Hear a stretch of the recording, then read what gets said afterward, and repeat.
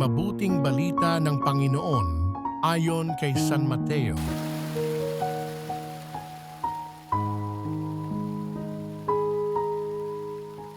Noong panahong iyon, sinabi ni Jesus sa kanyang mga alagad ang talinghagang ito, "Dito maitutulad ang pagpasok sa kaharian ng Diyos.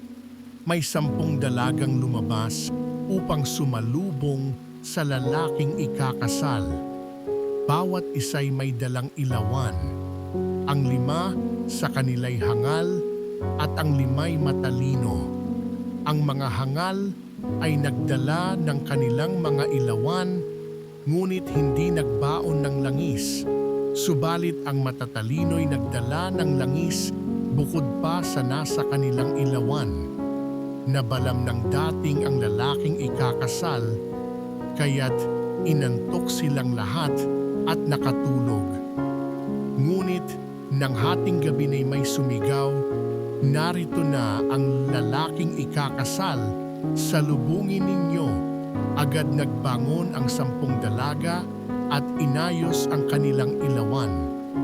Sinabi ng mga hangal sa matatalino, "Bigyan naman ninyo kami ng kaunting langis. Aandap-andap na ang aming mga ilawan eh. Baka hindi magkasiya ito sa ating lahat." Tugon ng matatalino, "Mabuti pa'y pumunta muna kayo sa nagtitinda at bumili ng para sa inyo." Kaya't lumakad ang 5 hangal na dalaga. Samantalang bumibili sila, dumating ang lalaking ikakasal. Ang 5 nakahanda ay kasama niyang pumasok sa kasalan at ipininid ang pinto. Pagkatapos, dumating naman ang 5 hangal na dalaga. "Panginoon, papasukin po ninyo kami," sigaw nila.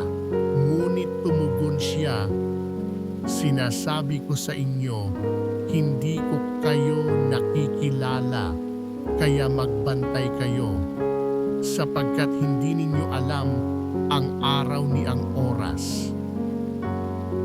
Ang mabuting balita ng Panginoon.